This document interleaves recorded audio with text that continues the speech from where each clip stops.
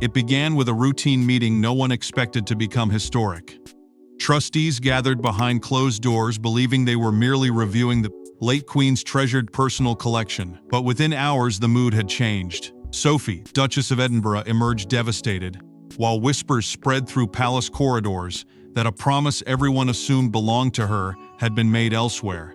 Before we go deeper into what this really means for the royal family, make sure to subscribe so you don't miss a single update. At first, there seemed to be nothing unusual about the gathering. Such reviews had taken place many times before, always conducted with quiet dignity and away from the public eye. The late Queen's personal collection had long been regarded as one of the most cherished legacies within the House of Windsor. More than jewels, heirlooms, and treasured keepsakes, these items represented memories, milestones, and the deeply personal wishes of a monarch who spent more than 70 years safeguarding the institution she devoted her life to.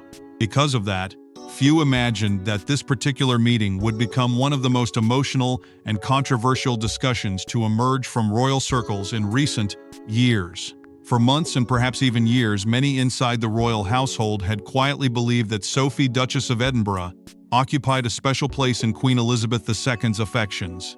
Their close relationship had been well known. Throughout the Queen's later years, Sophie had become a trusted companion and a loyal presence during difficult periods that tested the entire family. It was a bond that many observers believed would naturally extend to certain treasured possessions.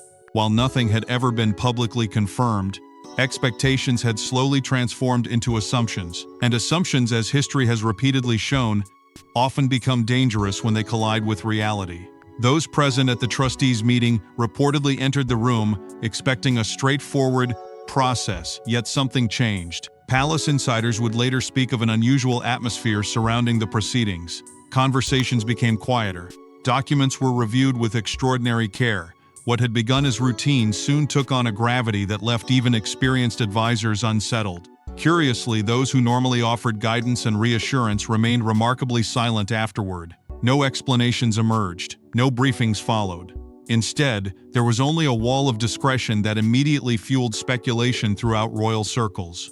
Then came the moment that sparked the whispers. According to various reports circulating among royal commentators, Sophie left the discussions visibly shaken. Those who encountered her afterward described a woman carrying a weight that could not easily be hidden. There was no public statement and no dramatic announcement. Yet within palace corridors, where silence often speaks louder than words, concern spread rapidly. Senior figures reportedly avoided discussing the matter altogether, and that alone was enough to convince many that something deeply unexpected had taken place. Questions soon began multiplying. Had promises been made years earlier? Had assumptions overshadowed the actual wishes left behind by Queen Elizabeth II? And perhaps most importantly, had everyone misunderstood the intentions of a monarch known for planning decades ahead? Such questions move swiftly through royal households and among those who closely follow every development within the firm. Rumors, naturally, followed close behind. Some dismissed the speculation. Others insisted there was far more beneath the surface than anyone realized. What nobody understood in those first hours was that this was not simply about disappointment. It was not merely about inheritance, sentiment, or expectations. The truth stretched far beyond the emotions surrounding Sophie herself. Hidden within the history of the late Queen's most treasured possessions were decisions, understandings, and promises that had been quietly preserved for years. And as trustees carefully revisited those memories, an entirely different story was beginning to emerge. One capable of reshaping everything many believed they knew about the Queen's private legacy. But the real shock wasn't Sophie's reaction. It was the forgotten history behind the Queen's treasured possessions. For decades, the Queen's personal collection represented far more than jewels and heirlooms. Each piece carried memories, traditions, and promises stretching back generations. Yet hidden within that legacy were understandings few people truly understood, and some of them were about to change everything. As whispers surrounding the trustees' meeting continued to spread, attention gradually shifted away from the emotional aftermath and towards something far deeper. Those closest to the institution understood that Queen Elizabeth II's private collection had never been viewed as a simple gathering of valuable possessions. To the late monarch and to generations before her, these treasured items represented continuity itself. They were reminders of duty, family, sacrifice, and the long thread of history connecting one reign to another. Behind every piece existed a story, and behind every story existed memories that could never be measured by financial worth alone. Over the decades, the Queen became known for assigning profound meaning to even the smallest gestures. Certain gifts celebrated milestones. Others marked moments of loss, triumph, or reconciliation. Some items had accompanied sovereigns through times of national celebration, while others had quietly remained within the family for generations, passed along not because of wealth, but because of symbolism. That was why discussions surrounding the collection carried such extraordinary weight. These were not merely possessions. They represented the emotional heart of a monarchy built upon tradition and responsibility. For many years, assumptions regarding the eventual future of some of these treasures had developed almost naturally. Relationships, loyalties, and decades of shared experiences often created expectations that appeared unquestionable. Among royal observers and even within palace circles, there had long been a belief that certain understandings were already settled. Sophie, Duchess of Edinburgh, had earned admiration through years of quiet dedication and unwavering support. Her closeness to Queen Elizabeth II became one of the most frequently discussed relationships during the monarch's later years. As a result, many came to believe that affection alone would determine the future of some cherished possessions. But history inside the House of Windsor has rarely been governed by assumptions. Time and again, royal tradition has demonstrated that personal affection and institutional responsibility do not always travel the same path. In fact, some of the most significant decisions within the monarchy have often surprised even those closest to the crown. What appears obvious from the outside sometimes hides layers of duty, symbolism, and promises made long before anyone realizes their importance. That reality had shaped the reign of Queen Elizabeth II from the very beginning, and it seemed increasingly possible that her final wishes had followed the same pattern. Senior royals themselves reportedly believed that certain arrangements had already been understood. Expectations had formed quietly over decades, reinforced by customs and strengthened by familiarity. Few saw any reason to question them after all. Traditions within the family often relied upon trust and shared understanding rather than public declarations. Yet beneath that confidence lay an uncomfortable truth. Not everyone possessed the complete picture. Not everyone understood the full history behind the Queen's choices. And not everyone knew about commitments that stretched further back than recent memory. That was precisely why the collection symbolized something greater than inheritance. It represented continuity. It represented service. Above all, it represented duty, a principle Queen Elizabeth II upheld throughout her remarkable life. Those who knew her best often spoke of her determination to think not in years, but in generations. Her decisions were never solely about the present. They were designed to preserve the institution she had sworn to protect. And perhaps, hidden somewhere within that philosophy, lay the explanation for the growing mystery now surrounding her treasured possessions. Because while the world outside continued to speculate and assumptions continued to crumble, those responsible for safeguarding the Queen's legacy were quietly examining records that few people had ever considered important. And with every document revisited and every memory reconsidered, it became increasingly clear that something astonishing was waiting beneath the surface. But beneath that image of certainty, trustees were preparing to reveal details nobody had anticipated. What began as an ordinary review quickly turned into one of the most emotional meetings palace staff had witnessed in years. Documents were examined, records revisited, and long-held assumptions suddenly began to collapse, leaving several members of the royal family stunned. By the time trustees gathered to continue their examination of Queen Elizabeth II's private legacy, few among them could have anticipated how dramatically the atmosphere would change. The belief that certain matters had already been settled had created a sense of confidence that seemed almost impossible to challenge. Yet the further officials delved into decades of records and carefully preserved notes, the more apparent it became that the story everyone thought they understood was far from complete. What had once appeared straightforward was now becoming increasingly complicated, and with every passing moment, uncertainty began replacing certainty. Those entrusted with safeguarding the late Queen's wishes reportedly approached the process with extraordinary care. Historical records were revisited, personal correspondence and previous understandings were reviewed. Memories once considered insignificant suddenly gained fresh importance. Palace officials responsible for ensuring accuracy reportedly verified information that had remained quietly accepted for years. But as those pieces were brought together, something unexpected emerged. Rather than confirming what many had assumed, the evidence appeared to point in an entirely different direction. It was that realization that transformed a routine review into something far more emotional. For years, assumptions surrounding Sophie, Duchess of Edinburgh, had become deeply rooted within royal circles.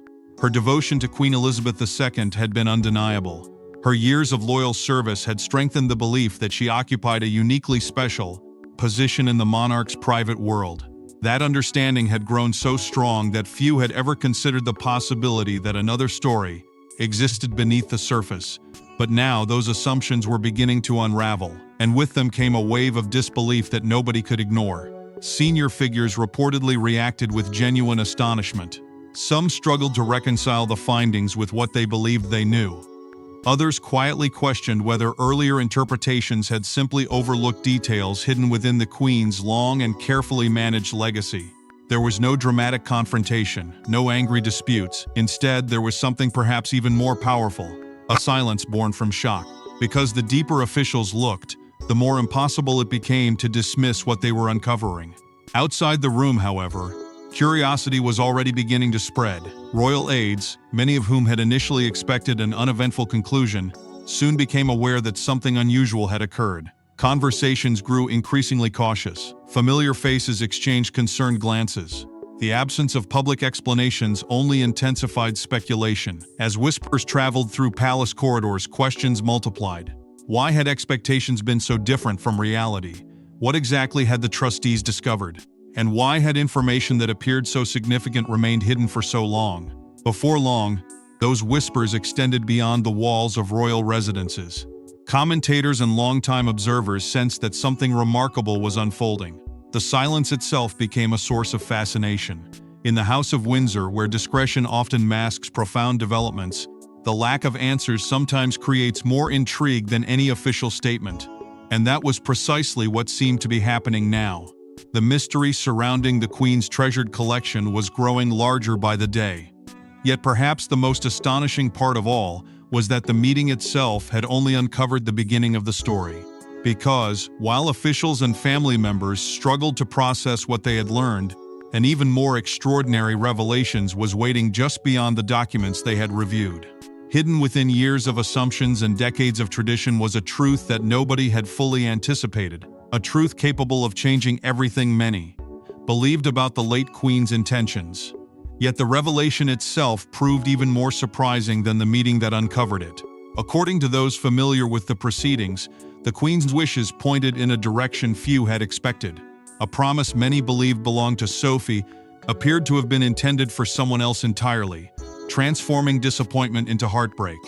As the significance of the trustees' findings slowly became clear, disbelief spread far beyond the room where the records had been reviewed. For years, expectations had rested upon assumptions that seemed almost impossible to challenge. Yet now, according to those familiar with the process, evidence uncovered during the examination suggested that Queen Elizabeth II's intentions had always been far more complex than many had imagined.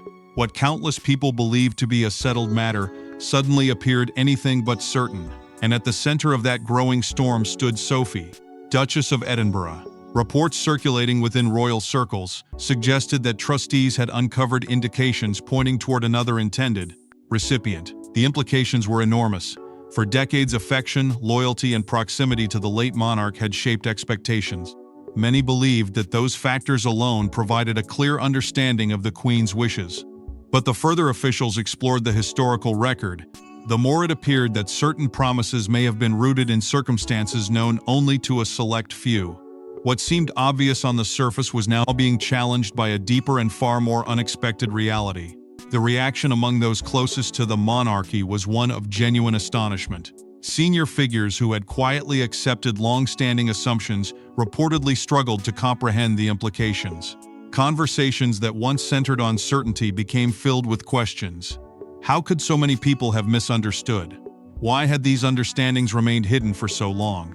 And perhaps most troubling of all, why had no one anticipated that the Queen's carefully considered plans might differ so dramatically from what everyone expected?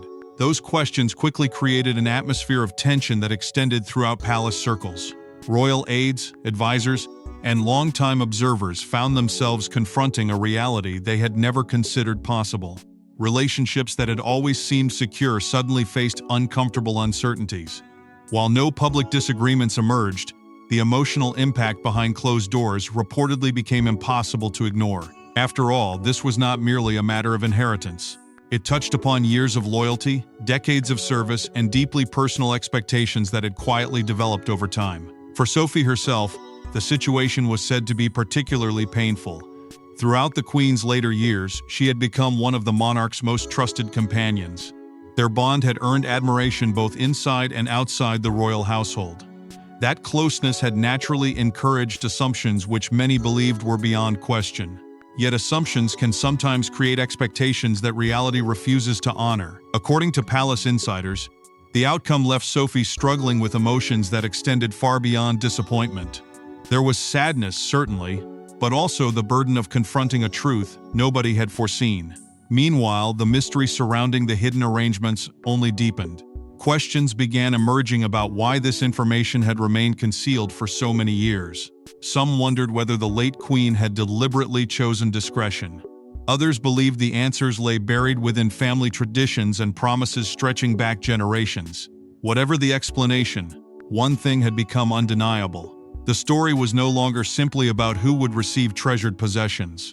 It had evolved into a far larger examination of legacy, trust, and the extraordinary care with which Queen Elizabeth II had planned for the future. And as speculation continued to intensify, another reality slowly began to emerge. Sophie's heartbreak, though deeply personal, was only one part of a much bigger story. Because elsewhere within the family, others were now being forced to confront questions they had hoped would never arise. Questions involving duty, expectations, and the difficult balance between affection and responsibility. And for some, the answers would prove just as painful as the revelation itself. But while Sophie faced devastating disappointment, others inside the family were confronting difficult questions of their own. As emotions intensified, King Charles III found himself in an impossible position. Torn between compassion and responsibility, the monarch faced a painful reminder that royal legacies are governed not by sentiment, but by promises left behind. While much of the attention surrounding the trustees' findings centered on the heartbreak experienced by Sophie, Duchess of Edinburgh, another struggle was quietly unfolding behind palace walls. For King Charles III, the revelation carried a burden unlike any other. Not because he lacked sympathy, and certainly not because he failed to understand the emotions involved, but because the crown itself had always demanded something larger than personal feelings. Time and again throughout royal history, monarchs have been forced to confront difficult truths, and now it seemed, Charles had become the latest sovereign to discover that some responsibilities cannot be softened by affection alone.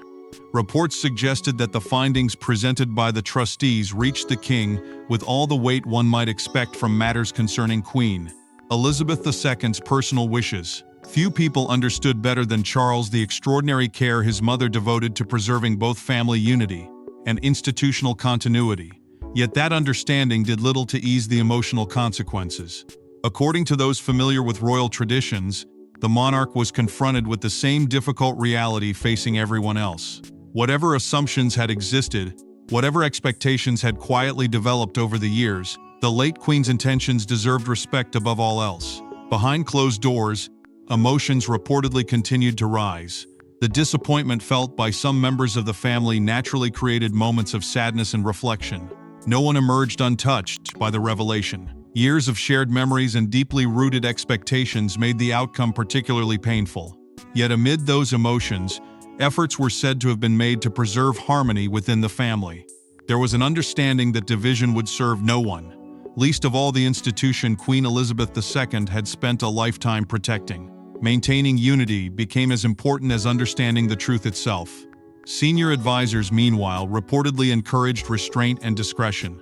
Silence, after all, has long been one of the monarchy's preferred responses during sensitive moments.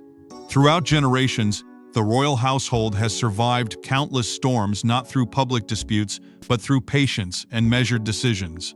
Those same principles appeared to guide the response now. While speculation outside palace walls intensified, Insiders recognized the importance of allowing emotions to settle before allowing assumptions to take control once again. But as public interest continued to grow, comparisons with earlier chapters of royal history inevitably began to emerge. Historians and longtime observers pointed toward previous examples in which personal expectations had yielded to established wishes and carefully planned legacies. Such precedents served as reminders that the crown has always existed beyond individual desires. Monarchs come and go. Relationships evolve. Yet the promises left behind by sovereigns often outlive the people who make them. That truth, painful as it may be, has shaped the House of Windsor for generations. For Charles, perhaps that reality was especially difficult. He understood the value of compassion. He understood the loyalty Sophie had demonstrated throughout decades of service.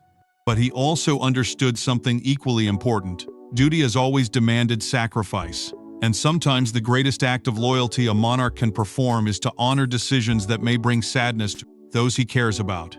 In that sense, the king found himself balancing emotion against obligation, family against responsibility, and affection against the enduring weight of history. Yet even as efforts were made to protect unity and preserve dignity, it was becoming increasingly clear that the story had not reached its conclusion. In fact, many within royal circles were beginning to realize that the emotional impact of the trustees' decision was only the beginning. Because once expectations collapse, consequences inevitably follow. And those consequences were about to raise even more questions than anyone had imagined. But the consequences of the decision were only beginning to unfold. Those closest to Sophie described not anger but sadness. Years of devotion and loyalty had created expectations that now seemed painfully misplaced, leaving the Duchess to confront one of the most emotional disappointments of her royal life. As the consequences of the trustees' findings continued to ripple through royal circles, attention gradually shifted away from questions of protocol and towards something far more personal. Behind the discussions, the speculation, and the endless curiosity surrounding the Queen's private legacy stood a woman who had devoted decades of her life to supporting both the monarch and the institution she represented. According to those familiar with the atmosphere inside the family, Sophie, Duchess of Edinburgh, was not consumed by resentment or frustration. Instead, what those closest to her reportedly witnessed was something far more heartbreaking. There was sadness, deep, quiet sadness. For many years, Sophie had earned a reputation as one of the most dependable figures within the royal household. Through moments of triumph and periods of profound uncertainty, she remained a steady presence.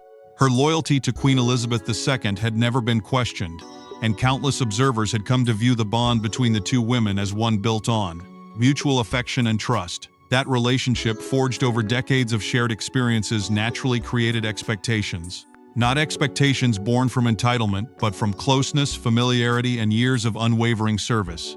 And perhaps that was why the revelation proved so difficult to accept. According to palace insiders, the emotional impact became increasingly evident in the days that followed. There were no public displays of bitterness, no signs of rebellion.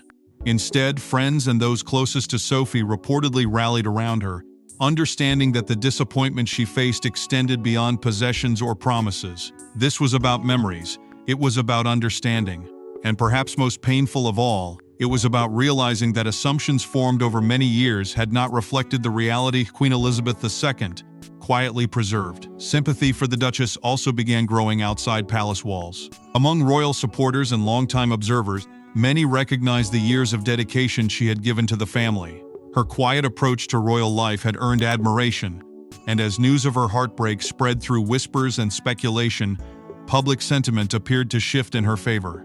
Even those who understood the importance of respecting the late Queen's wishes acknowledged the emotional cost such revelations inevitably carry. There was no sense of triumph, only compassion. Meanwhile, members of the royal family reportedly focused their efforts on preserving stability. They understood that disappointment, however painful, could not be allowed to become division. Maintaining unity had always been one of Queen Elizabeth II's greatest priorities, and there was a growing awareness that honoring her memory required compassion as much as it required respect for her decisions. Slowly, conversations that had initially been dominated by shock began shifting toward healing and acceptance. The future, rather than the past, started becoming the focus. And yet, even as Sophie attempted to come to terms with her disappointment, one mystery remained unresolved. The identity of the person connected to the Queen's long-protected promise had still not been fully understood. That unanswered question continued to hover over every conversation, fueling fresh speculation and creating new uncertainties. Because if expectations surrounding Sophie had proven incorrect, then who had Queen Elizabeth II truly intended to honor? And what reasons lay behind a decision that had remained hidden for so long? Those questions ensured that the story was far from over. In fact, many within royal circles were beginning to suspect that the most surprising chapter had not yet emerged. Because while Sophie's heartbreak had stirred sympathy across the monarchy, the identity of the individual connected to the Queen's wishes threatened to open an entirely new mystery, one capable of raising even more questions than the disappointment that had come before. Yet the identity of the person connected to the Queen's promise would raise even more questions. The late Queen rarely made decisions without purpose. Every gesture, every heirloom, and every promise reflected decades of thought. Understanding why this collection was promised elsewhere became a mystery that fascinated everyone watching from afar. As speculation surrounding the Queen's private wishes continued to grow, one truth remained impossible to ignore. Queen Elizabeth II had never been a monarch who acted without careful consideration. Throughout her extraordinary reign, she developed a reputation for thinking not simply about the present, but about the generations that would follow. Every decision carried meaning. Every choice reflected a larger vision. Those who knew her best often spoke about her remarkable ability to balance affection with duty, emotion with responsibility, and tradition with the demands of an ever-changing world. It was precisely that reputation which made the mystery surrounding her treasured collection so fascinating. For decades, the late Queen had quietly transformed ordinary objects into symbols of continuity. Personal gifts were rarely just gifts. Heirlooms were seldom viewed merely as possessions. Behind every item existed memories, family histories, and values she hoped would endure long after she was gone. That understanding had shaped royal traditions for centuries. In many ways, the monarchy itself was built upon symbols passed carefully from one generation to the next. And Queen Elizabeth II understood that perhaps better than anyone. History offered countless examples of how previous sovereigns had used personal collections to communicate far more than sentiment. Certain pieces had marked milestones within the family. Others represented gratitude, sacrifice, or quiet recognition of service.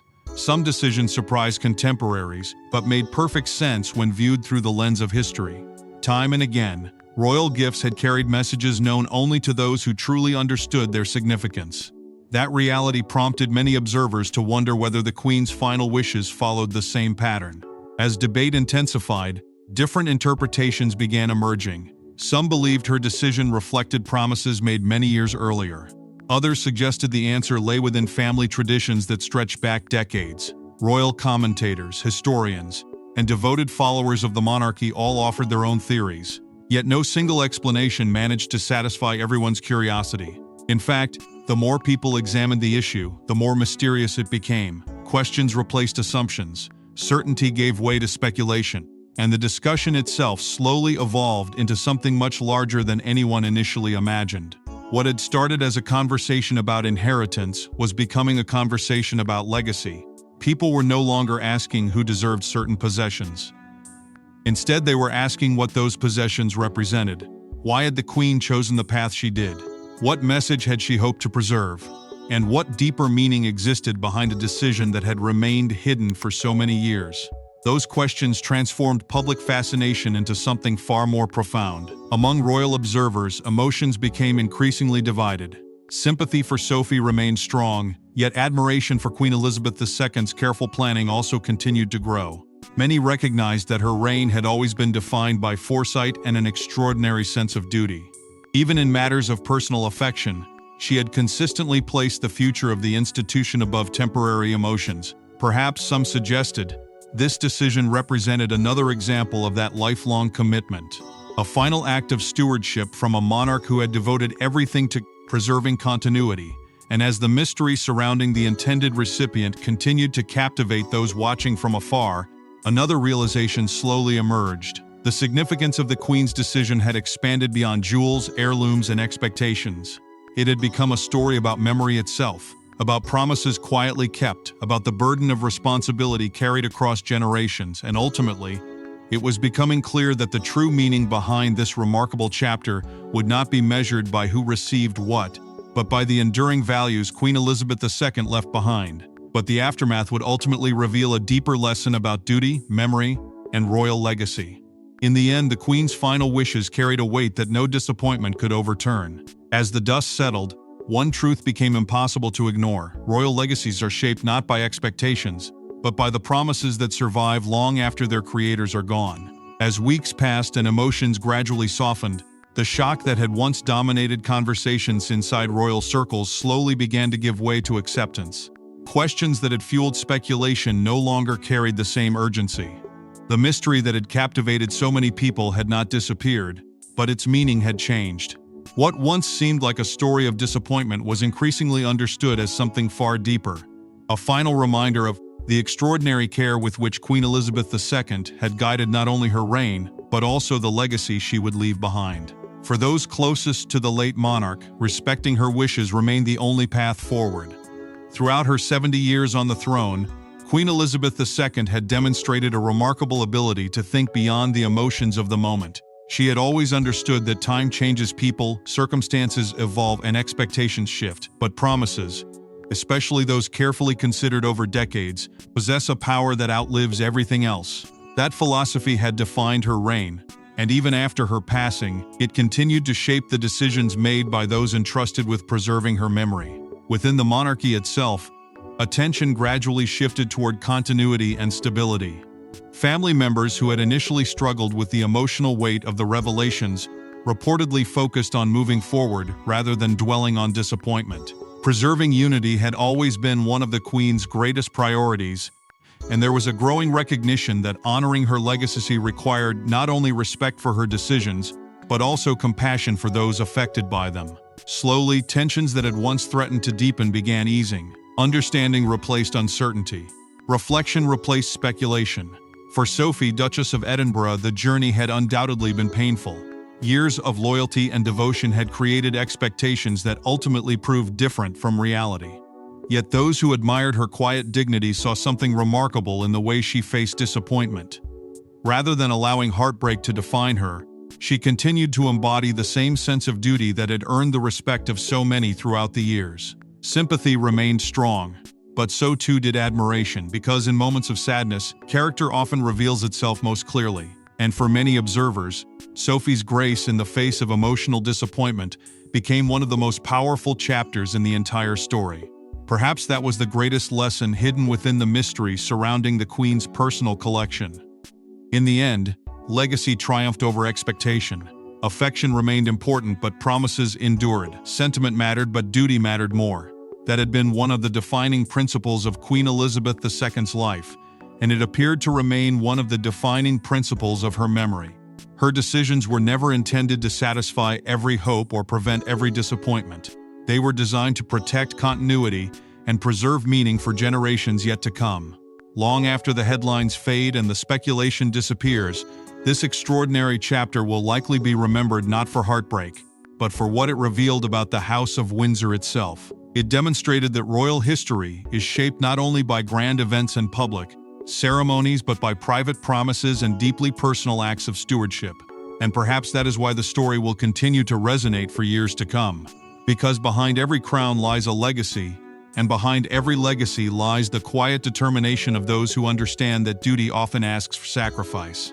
And while the pain of that revelation may fade with time, the Queen's legacy would continue to shape the House of Windsor for generations to come. Thanks for watching. Please don't forget to like and subscribe, and we will see you in next one.